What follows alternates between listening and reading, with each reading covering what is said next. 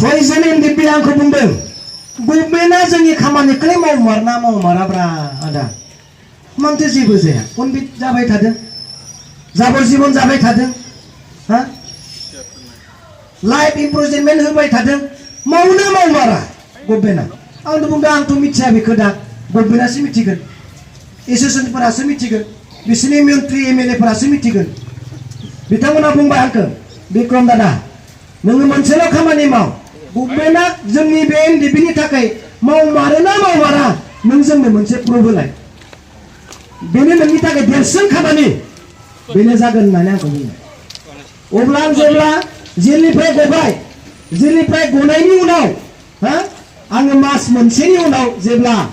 जायफ्रा एनडिपिनि केसखौ मावदों 56 जन एनडिपिनि केसखौ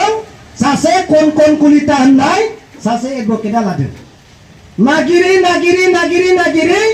सीबीआई कोर्टआव थांबाय आं एनआईए कोर्टआव आं बुंबाय স্যার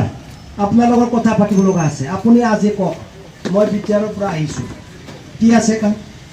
আপোনাৰ ওপৰত বিশ্বাস আছে যে এনডিবি বিলাকৰ কেছ আপুনি যেটো কৰি আছে ইয়াৰ ক্লিয়াৰিফিকেশন আমাক লাগে আচ্ছা এনডিবি বিলাক হসাকে বাইরে আপুনি আহিব না নাই আপনি কওকচোন আপোনাক আপুনিয়ে যে কৰিছে বিচাৰৰ মানুহ সব গম পায় আপোনাৰ নাম কোন কলিতা বুলি বিচাৰৰ মানুহ গম পায় আপনি হসাটো কথাটো কক এই যে গভর্নমেন্ট চলি আছে বিচাৰৰ গভর্নমেন্ট প্রমোদ বড় ডাঙৰৰ গভর্নমেন্ট হ্যাঁ তেখেতে ৰাজ্য চলাই আছে এটা বিজেপিয়ে এক কৰিছে এনডিবি লগত এনডিবি জেলতে জেলতে তেলগে কাৰাগাৰতে আছে তেখেতসকলৰ কাৰণে গভর্নমেন্টৰ পৰা কেইবাটা গ্ৰীণ চিকেন আহিছে আপোনাক কেতিয়াবা মোক ধৰিছে মই তেখেতক সুধিছো আপোনালোকে মিডিয়াত দেখা পাইছে না নিউজৰ মিডিয়া নুদুং যে गभर्नमेन्टनिफ्राय बिटिआर गभर्नमेन्टनिफ्राय एनडिपिनि जानानै सरकारनिफ्राय गांसेबो लिखित दिनै गैया बेथ' आं बुंनाय खौरां नङा बेखौथ' कन कलितायानो मिडियायावनो बुंखादोंना नङा होमबा आं सोंदों आच्चा थिग दं नोंखौ एबसुनिफ्राय सोरबा लोगो हमदोंमोन दुलाराय बर' फरायसा आफादनिफ्राय नोंखौ सोरबा लोगो हमदोंमोन अन्नानै सार नोङो बुं आं बेखौ आथिं खुलुमदों मिडियाफ्रा नुदों आथिं खुलुमदों सार नोंनि आं आथिं खुलुमना बुंदों नोङो बुं एबसुनिफ्राय एनडिपिनि जानानै केसनि जानानै नोंजों सासे दिपेन बर' होननाया फैदोंना मिडियायाव मा बुंखो आं बुंनाय खौरां नङा बियो मिडियायाव बुंदों कनकन कलिताया কোনো ছাত্র সংগঠনের পৰা এজনো মোক লগ ধৰিব আহা নাই বুंना बुङाखै नुदोंना अबा নাই बेथ' आं बुंनाय खौरां नङा बुंबाय जोबनायाव बे बुंदों जे सरकारनिफ्राय बिटिआर गभर्नमेन्टनिफ्राय कैबिनेट डिसिजन लानानै बिथांमोनखौ बिटिआर एकर्डनि रिफारेन्स लानानै हगारनांगौ होननानै लिरनानै आसाम कैबिनेटआ डिसिजन लाबानो गाबोननिफ्रायनो बिथांमोना बेलाव थांजोबो बेथ' आं बुंनाय खौरां ना कन कलिताया बुंनाय खौरां अब्ला जोंनि बे बिटिआर गभर्नमेन्टआ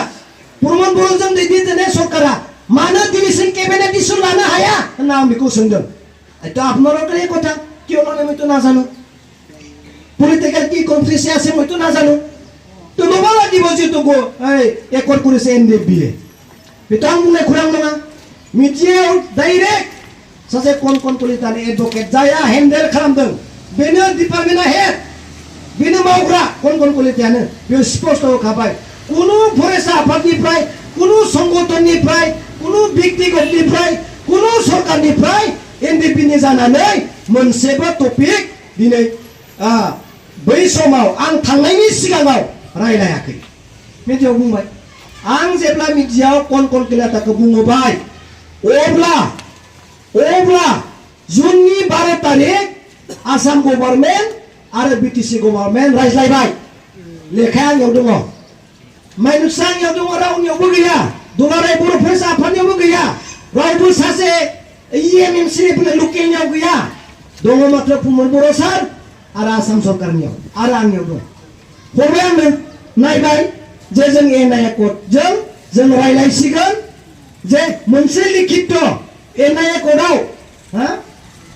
केसफोरखौ उइथ्र खालामनो थाखाय जोङो मोनसे लेखा हरगोन जुननि 12 तारिख बे माइनुसखौ बिथांमोना दिहुनदों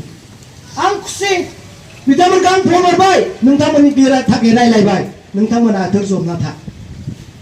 जुन 12 जुलाइ 12 आगस्ट 12 सेप्टेम्बर 12 नभेम्बर 12 जानसै हा 5 माह जानसै बिनि फिडबेक जेबो गैया नै अक्ट'बरनि 16 तारिखनिफ्राय अक्ट'बरनि 16 तारिखनिफ्राय 13 जन एनडिपिआ जाबजीबन नङा फासिनि अर्डार बे मोननै मित्रआव मोनसे जानो थांगासिनो दङ हयज' खालामनो हागोन बेखौ मानो हराखै लेटार दाबो गभर्नमेन्टजों रायलायखानाय माइनसआ मानो साक्सेस जायाखै रायलायबाय थादों जाबजीबना जाबाय थादों 20 बोसोर मिथिबाय 20 बोसोर बिसोर जेल जानांगोन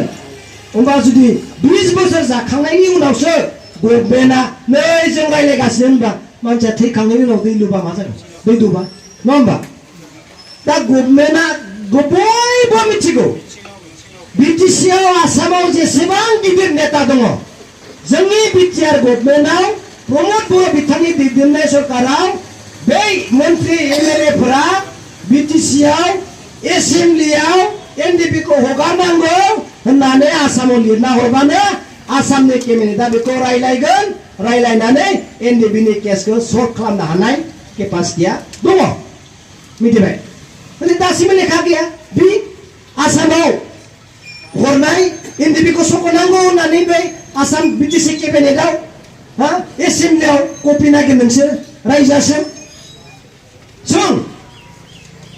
दिनै एनडिपिनि अबस्था दिनै बेबायदि अबस्था आङो सोंहरबाय थायो मैयाबो आंनो फन खालामदों अबस्थाया मा आं जेबो बुंनो हाया आं बुंदों बिक्रम दैमारिया नोंथांमोनखौ सहाय खालामनो हानाय जेबो गैया नाथाय आं नोंथांमोना बुंनाय बायदि प्रुफल' खालामबाय